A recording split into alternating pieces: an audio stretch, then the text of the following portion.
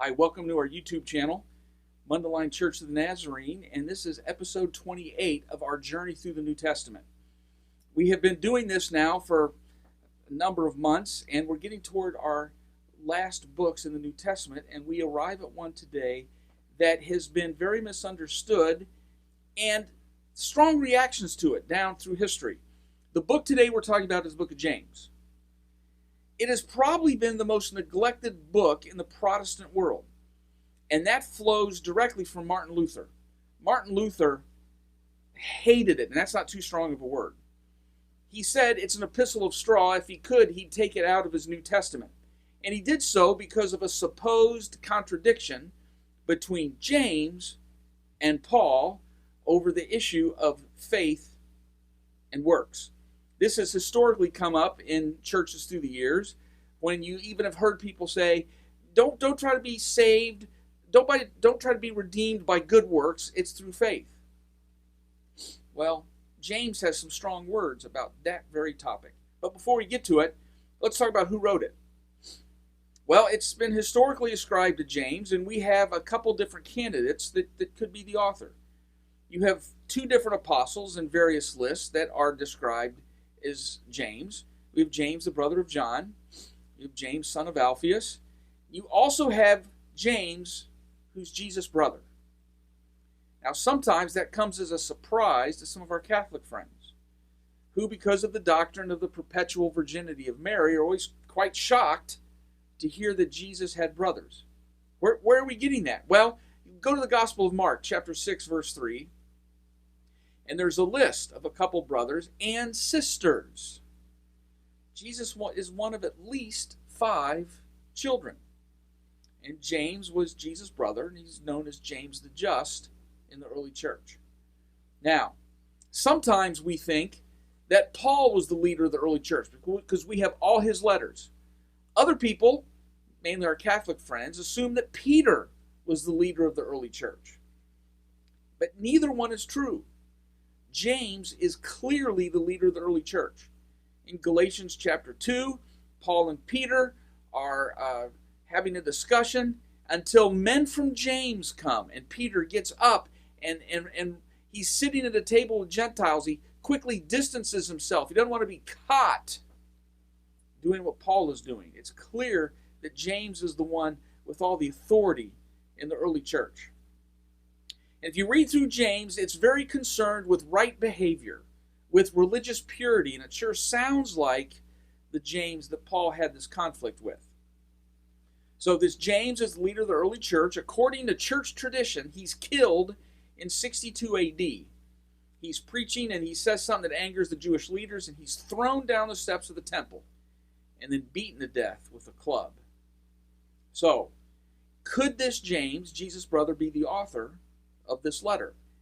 It seems that that's not, if not likely, it's very plausible. James seems to be an early work. It's not concerned with rules, but it's concerned with proper behavior in a community. Normally, if you're a new movement, everybody just kind of understands what the rules are. All the rules are unwritten until someone transgresses them, and then you have to write them down. Perhaps a little culture illustrates this. When I was young and came home from school, the first thing we watched was the Little Rascals Club. You know, Spanky, Alfalfa, Buckwheat, Darla. My favorite episode, and all our friends' favorite episode, was the He-Man Woman Haters Club episode. You remember that one. They all have a treehouse. But Alfalfa goes against the understanding because he likes Darla and goes out on whatever date you would have gone out on at that age, at that period of time. That transgression against the He-Man Woman Haters Club causes him to be kicked out of the treehouse.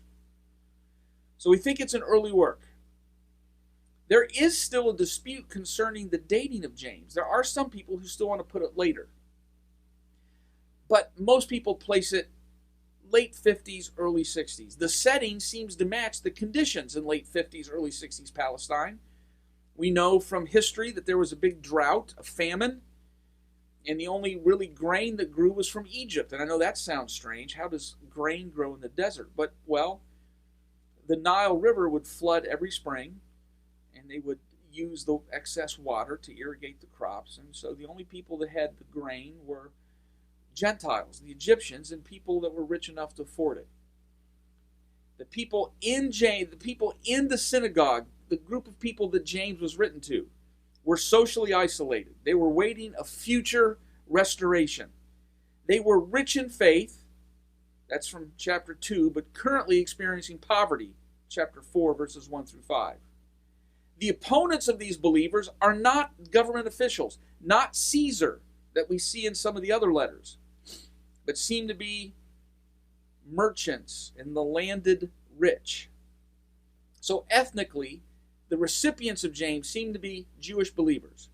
It's an example of a moral literature, just like Proverbs. The one thing you don't see very much in James is the name Jesus Christ. It's primarily concerned with behavior. So, just a couple quick things. There are some people who believe, and I think I'm one of them, that think the book of James is an extended sermon on Leviticus 19:18, which is love your neighbor as yourself. Jesus didn't just come up with that on its own. It's been there since Leviticus. Well, how does one love their neighbors themselves? Well, one watches what they say. Guard your tongue. One, don't show favoritism, especially don't favor the rich over the poor. Be just in your dealings. It's just a series of simple instructions on how one is to conduct themselves in relation to their neighbor. One other thing about James. There are places in James that parallel the book of Matthew. Now, Matthew was written later. I'm not saying that James had a copy of Matthew in front of him. However, I think both James and Matthew were aware of some sayings of Jesus, whether it's a verbal tradition or maybe someone had a few sayings written down. James 3:18 sounds an awful lot like Matthew 5:9 through 10. James 4:11 is a very strong parallel to Matthew 7:1 through 2, and James 4:13 sounds an awful lot like Matthew 6:25 and the few verses that follow. So this is a book that's written to Jews. And one other quick thing. The only time in the New Testament that we read the words saved by faith or justified by faith is in the book of James. And this is a building block for many churches. And in James it says you are not justified by faith, but also by works. That might surprise some of us. That's why Martin Luther hated it, but we'll talk about that maybe next week. Hope this helps.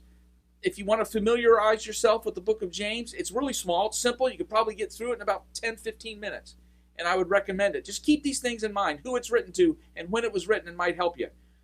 Thanks for joining us in future weeks. Hey, we would love to have you back. So like us, subscribe to us, and please, if you have a question, leave it. We'll be happy to address it. We want to be a place that helps you in your understanding of the New Testament. We'll see you back next week.